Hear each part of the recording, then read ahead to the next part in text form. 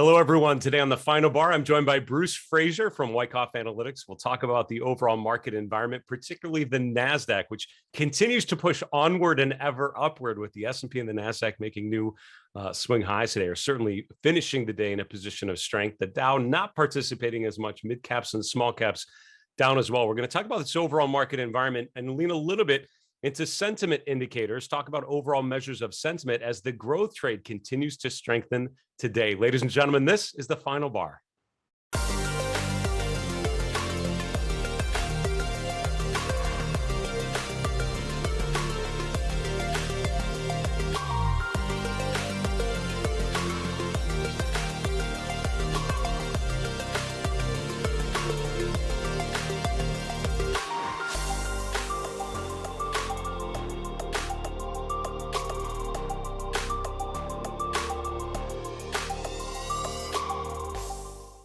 Hello, everyone. Welcome to the Final Bar. I'm your host, Dave Keller. I'm the Chief Market Strategist here at StockCharts.com in a sunny Redmond, Washington. Thanks for joining us every weekday after the close as we focus on the market environment using the power of stock charts, using data visualization techniques, the technical analysis toolkit to better understand market dynamics. And as I've reminded you many times on the show, the most important thing I would argue that you need to look at to understand the market environment is the chart of the major averages. I was told if you want to understand the S&P 500, look at a chart of the S&P 500. All the other stuff is stuff that can help validate, that can help explain, that can help inform and illustrate and help you and relate to what all is happening. But at the end of the day, the price of the asset is the most important thing. That's an aggregation of all the information and the collective behavior of all the investors. So when you think about that sort of way of thinking and apply that to the chart of the S&P 500, it's hard to be anything but fairly constructive at this point, right? The market making higher highs and higher lows. That's what an uptrend is by definition. That's what Charles Dow said an uptrend actually was. When we continue to make new highs, we continue to make higher lows. When that changes, we hear my tone change, you get a lot more cautious. But at this point, still feeling very much on offense versus defense. Now, we have great guests on the show. I'm excited to talk to Bruce Fraser. He's one of the best and is an expert in the Wyckoff method, which is a really great framework to understand the market environment. Next week, shortened week because of the holidays. So we'll have our normal Monday show. Tuesday, we have Mike Siccardi joining us from the first time. Mike actually just started as a Stock Charts contributor. You can find his new column on StockCharts.com. We're excited to bring him on the show for the first time next Tuesday. Wednesday, Thursday, Friday next week, we will take off for the Thanksgiving holidays. Hope you were able to celebrate safely with those around you. And then coming after that, the week after on Tuesday, the 30th, we have Sean McLaughlin, the options strategist at All-Star Charts. Let's continue on today's show with the market recap. I mentioned the S&P, the Nasdaq finishing stronger today, overall showing some strength. Down earlier in the day, but then flipped and finished in the green, with the S&P up about 1/3%, and that's back above 4,700 on a closing basis, which is starting to become a bit of an important level. We've been rotating around there here for a little while. The Nasdaq up as well, with the Nasdaq 100 up 1%, the Nasdaq Composite up about 0.5%. Mid caps and small caps actually down today, but not by much. And those tend to lean a little more into the value-oriented parts of the market. Today was a little more about growth over value. So you have things like consumer and technology at the top, and value-y sectors like financials and energy at the bottom, although you have things like communication services down there as well. We're going to touch on that sector a little bit later in today's show. The VIX back higher, back above 17. Interest rates, I'm asked often what the most important chart is, and I love to ask guests what's the main chart that we should be following to understand the environment. And when people ask me about leadership, and we've had quite a rotational year where there have been stretches where it's been all about the FANG trade, times when it's been all about financials or energy, and other times when it's about something else.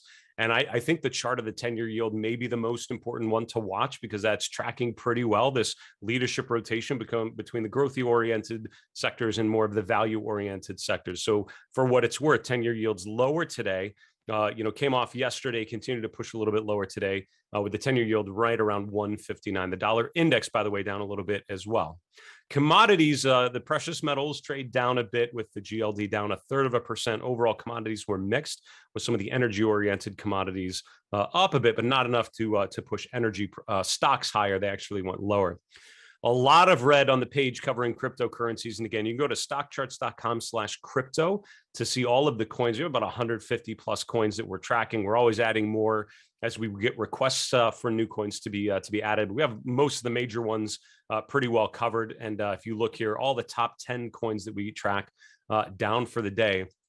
We talked about the chart of Bitcoin earlier in the week, and we've talked about this bearish momentum divergence, which is really starting to come to fruition with the last couple days here rotating lower. Bitcoin price is getting below 60,000, and now pulling up just a bit here in the afternoon Eastern time, but still down about 3.5% from where we were yesterday when we did the show. Ether down 5%, and that 4,000 level for Ethereum could end up being a really important one, to be honest with you. When we look at the S&P 500 chart, as I mentioned, I think the most important thing just to understand the overall trajectory of the market is start with the chart of the S&P, take a step back. And if there's one thing I miss from being at the Fidelity chart room every day was being able to have these huge, massive wall-sized charts, being able to take a few steps back and just think about the long-term trends. You know, if you talk to anyone who's an investor who's been investing for multiple years or multiple decades, they will tell you the best part about the market environment is the fact that overall equities have grown consistently over long periods of time. That provides a huge opportunity for long-term growth of assets. And the S&P 500 chart certainly is going from the bottom left to the upper right, and it continues to strengthen. You're seeing higher highs and higher lows. Most recent swing low is here from last week or two, down around 46.30 or so was the most recent swing low. So as we continue to go higher, the swing lows will probably get higher as well. And I would just keep eyeing those. As long as we keep making higher lows, the trend is positive. When we stop making higher highs, when we stop making higher lows, that's what tells you things could be a little more concerning. Big picture, we remain above S&P 4550. I think you can make the case that overall the structural trend is fairly positive. The long-term trend undeniably strong, but thinking about this sort of tactical, more short-term time frame, remaining above 4550 or above the 50-day moving average would certainly remain in a fairly constructive pattern. We would break that, and I think you'd have to start reconsidering a bullish overall thesis to stocks. But at this point, still moving up and to the right. We're going to get to some of the sentiment indicators a little later, so I'll hold off on those for now, so we can talk about volatility, and we'll talk about some of the survey data as well. You know, an interesting move when you think about sectors. So it's not purely offense over defense. It's sort of a mishmash of things. You know, some days you will get all the leadership, all the offensive sectors on the top and all the defensive sectors on the bottom. It's not necessarily how today felt. You have consumer discretionary and technology, the two outliers, both up about 1 to 1.1%, and then a big gap down to everything else, which was flat to down, which is kind of an interesting point to take. This is why things like mid caps and small caps are down while the Nasdaq is up, because that's dominated by some of these sectors at the top of the list. After that, you have healthcare and real estate, which are essentially flat. At the very bottom, you have the laggage today, communications services at the bottom of the list, leading lower. And it's interesting as you're looking at some of the stocks that are up or down on the day. And this is why some of these widgets on your dashboard can be really, really helpful, just to think about the top ranked stocks based on their charts, the biggest movers, just so you can understand where those are. A couple things to highlight, just thinking about the overall environment. NVIDIA, the top gainer today in the S&P 500. We talked about that during the show yesterday because they reported after the close today. It's interesting dynamic. The stock was up just over 8% for the day, but if you look, the close was below the open, so it sort of gapped higher, traded a bit higher, but a little heavy going into the close. So overall, the trend, the long-term trend has certainly been strong, and that's what we've been focusing on. That I think still remains the story here, right? The story with semiconductor stocks is overall strength. The story within the chart of NVIDIA is remarkably strong, and I hesitate to bring up the Chart Madness special because a chart like NVIDIA continues to do so well, and it's not one of the ones that I picked to be the best out of the group of 16 stocks that we all argued about and debated. I forget if it was Tom Boley or Grayson Rose that picked NVIDIA to do the best going forward, going into year end. But so far, NVIDIA making a decent case for further upside potential. Also worth noting there on the biggest gainers list, Amazon, right? And the chart of Amazon is one we've talked about very often when we talk about stocks that you think would be a good bet if the market is doing well, if overall the conditions are strong. And I think the the sustainability of the bull market is what you're questioning. Stocks like Amazon participating would certainly make me feel better about a bull market phase. And one of the interesting sort of narratives here is the fact that the markets have continued to make higher highs while Amazon has not done so. We're not far off from the level we were in September of last year. And for most stocks, the September 2020 highs are way in the rearview mirror. Think about the chart of NVIDIA that we just looked at. Amazon's not too far away from there, but it is really threatening on a day like today, up over 4% to break out of that range. So we are clear of the initial resistance level here around 3,500 to 3,600, which we've hit a number of times. The all-time high was here in July, which is a little bit further, sort of in the 3,750 to 3,800 range. We're right about in the rounding error around those all-time highs. So Amazon very quickly breaking out of a huge long-term base. Charts like that breaking out, it would be almost impossible for the market as a whole to not be strong if charts like Amazon, big mega cap names like that, are going higher. On the downside, a couple names to highlight very quickly before we wrap. Cisco gapping lower today, another earnings name, and a number of the gambling stocks, Wynn, Caesars, Penn, all in the bottom 10 for the day. So make sure we check those out. I think I have one of those that I'll highlight a little later if we can get to it. But always make sure you look at the market movers and see how those short-term movements relate to the long term. We need to take a quick break. We'll be back with today's guest, Bruce Fraser. We'll see you in a minute.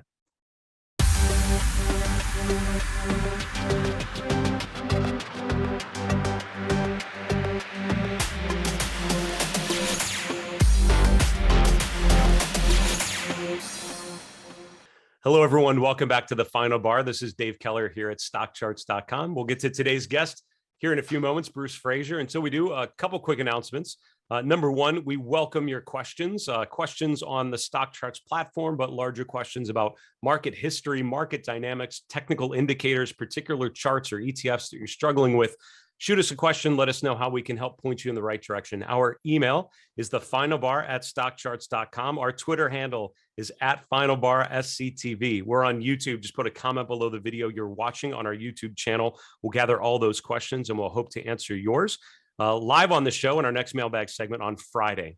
Also, go to stockchartstv.com. That is our on-demand platform. Fantastic guests like Bruce Fraser and many others. Special events like The Pitch, our year-end review, Stock Market Mastery, which is a special event we're planning for early December, and so much more. Go to stockchartstv.com. You can use your email address to set up a free account, or on your mobile device, just search on any of the app stores for StockCharts TV on demand.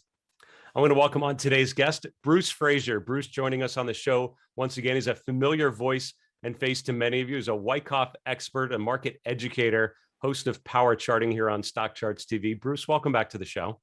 David, thank you so much. Always good to be here. Good to see you. It's good to see you, and it's good to have you on camera. Appreciate you coming back on. Well, talk to us about the Nasdaq, right? We talked about earlier in the show, the S&P and the Nasdaq certainly showing some signs of renewed strength here in the month of November. You are highlighting some point and figure analysis, which I'm so thankful for because I feel like it's such a great part of the platform and a part of the technical toolkit that we don't spend enough time on. Talk us through this chart. What are you seeing here?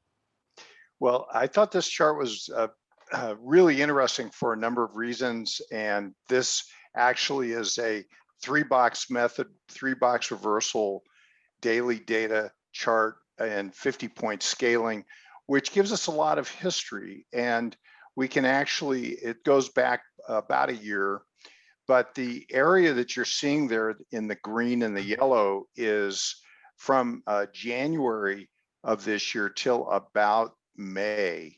And that is a beautiful, what we call reaccumulation structure.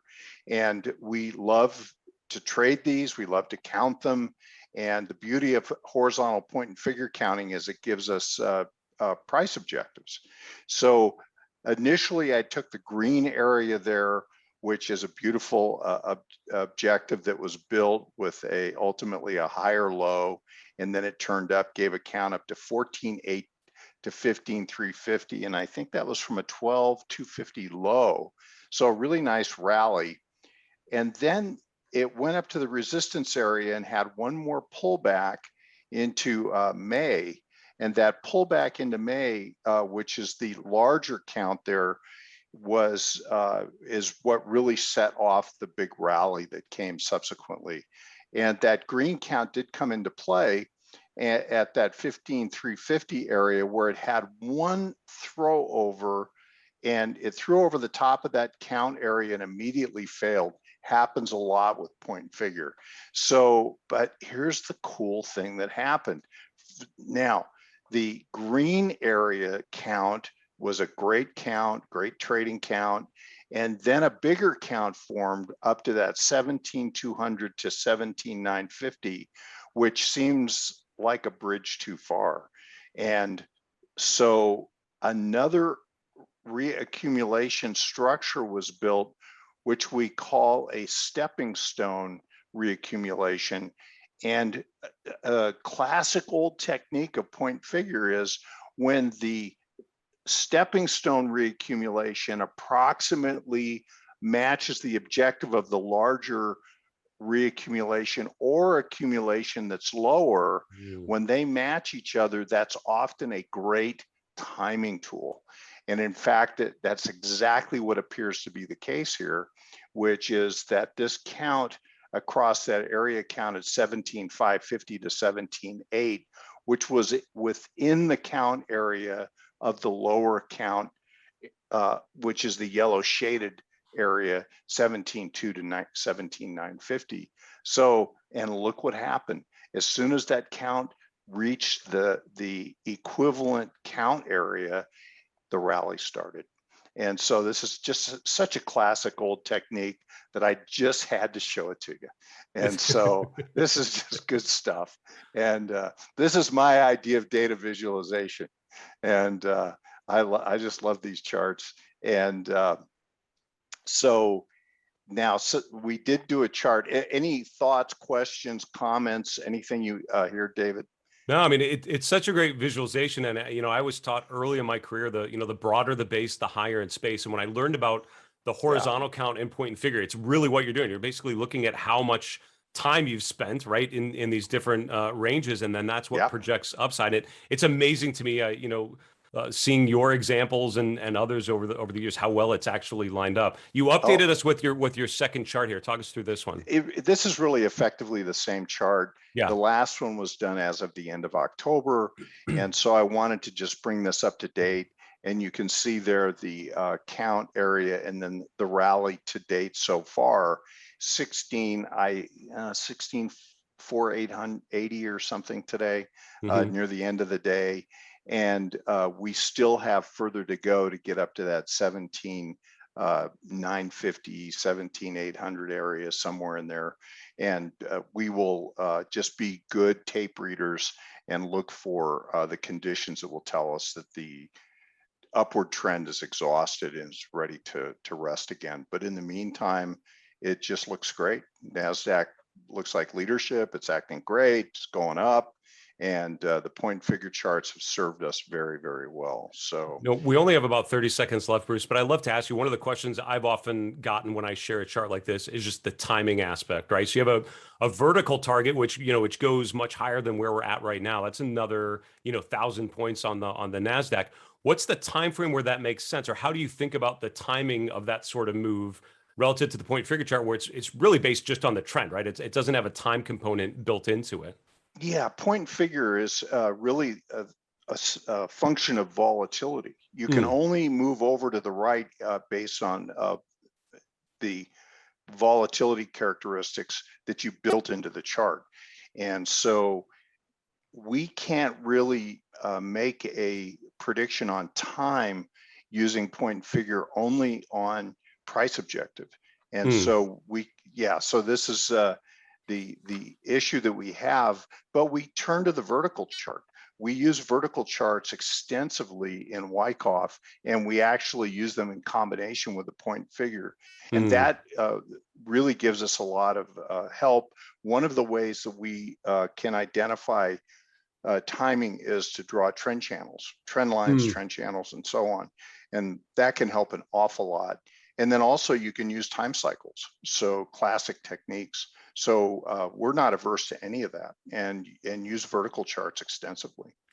Bruce, this is such a great example. Thank you for bringing point and figure charts with you and telling that story, telling that capability to our viewers. Be well and stay safe there, and we'll talk to you again soon. All right. Thank you, David. Thank you all. See you next time. That's Bruce Fraser. Bruce is coming to us from Wyckoff Analytics, and he did such a great job just talking about the overall price relationships. And what I love about the Wyckoff method, and I usually describe it as a framework to understand the markets. If you listen to how he answered my question about the timing of it, I think that's one of the great benefits of the Wyckoff method, is that you're combining something like point and figure, which is giving you price objectives based on the volatility, based on the trends really, and combining that with traditional bar chart analysis. We're actually analyzing the trends and thinking really about the trends, right? It's all about supply and demand. It's about behavior. And I really can't tell you enough about the strengths of that method for understanding the market. You can check out, by the way, Bruce asked me to mention, which I'm happy to share. He and Roman Bogomazov are going to give a Wyckoff market discussion coming up on December 1st. You can sign up for that event on wyckoffanalytics.com. I'd encourage you to check it out. And also Bruce's show, Power Charting. It's really well done. And that was just a taste of, I think, the expertise and the learning that you can that is provided on his show. Let's continue on with our next segment called Getting Sentimental. We love to do on Thursdays, look at some of the weekly sentiment data.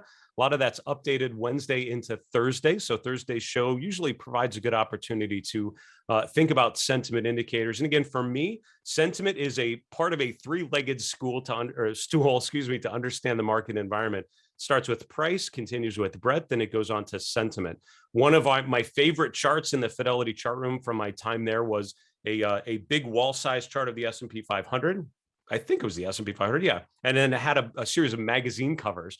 And this was an exercise in contrary opinion, or really market sentiment, looking at when major market themes were picked up in major media outlets, things like Time Magazine, going back over time, Barron's, The Economist. And you would see an inverse relationship when a theme would come up in a major publication. That usually meant that theme had completely played out and it was the end of the move. And that is the inspiration, that sort of thinking inspired that chart, and also inspires the analysis of sentiment that we're highlighting in the segment today. So let's start with the discussion of volatility. When you look at the VIX overall, I think the benefit of the VIX is it tells you the volatility characteristics of the market. Now it's looking at a particular thing. It's looking at the options market. And, if you think of the VIX as a fear gauge, you're making a decent number of assumptions that the VIX is a good measure of overall market uncertainty. But in general, it's tended to play out pretty well that way. It tends to move inversely to the S&P 500. Relatively low levels of the VIX usually coincide with market tops, because uptrends tend to be, by definition, fairly stable. People are accumulating assets over time, and it's more of a gentle uptrend. You usually will often accumulate shares over time, but when you get really nervous and when you get really panicked, you don't sort of gently sprinkle in some sell orders, usually dump everything and try to save what you can. And that's why the markets tend to take the escalator up and the elevator down. That's why uptrends tend to be a little slower and more deliberate, and then downtrends tend to happen a little more sudden. And that's why the VIX will spike up like you saw in May, and like you'll also see in September. We've not really seen a spike in the VIX here in the last month or so. The VIX bottomed out here in third week in October. Again, the beginning of November, that was around 15. That was the lowest level we had seen since July. And before then, it's going back to 2019 was the last time we'd been back in the mid-teens on the VIX. Now we're elevated just a little bit. We're above 17. We'd spiked up to around 1850 about a week ago. Now we're just above 17. So we're really mid-range in terms of volatility to where we've been. We're kind of in, pun intended, uncharted territory, right? We had the extreme low VIX, which was going into the market peak in early November. We've had a very high VIX, which we saw in September and May pullbacks. Now we're sort of in the middle of the road. So it's more in line with sort of that gentle uptrend phase that we're in, not really giving a huge distribution signal or a huge fear signal, if to put it that way. The second chart we'll look at is the AAII survey. This is one of the survey indicators that we look at. The green bars represent bullish sentiment or bullish votes in the survey. The red is bearish votes. And at the bottom, the histogram gives you the difference between the bulls minus bears. And overall, it's come off a bit. So as the market is continuing to push higher, you're actually seeing the bulls come down to around 39%, we were really close. We were in the upper 40s last week, and we were very close to euphoric levels, which is about 50% for me. If over 50% of the respondents say they're bullish, that gets to the euphoric territory where I think you have to start thinking about excessive bullishness and the dangers of that. If everyone's on one side of the coin, it's dissipated a little bit. Bears have increased a little bit, and the spread between bulls and bears has come off to only around 12 percentage points. So again, overall, not overextended, more sort of steady eddy as we go higher. Where you are seeing some more extreme movements, this is why I would describe the sentiment as bullish to euphoric. It depends on which chart you look at. The name exposure index, the RIDEX flows are both giving sort of sell signal type of patterns. And the first is the name exposure index. This is a survey of active investment managers, so money managers, and how exposed they are to the equity markets. For the fourth week in a row, I think we're above 100%, which means that the respondents are net leveraged long, over 100% long. You can vote up to 200% long in the actual survey. So over 100% is fairly elevated, and that's what I would call euphoric.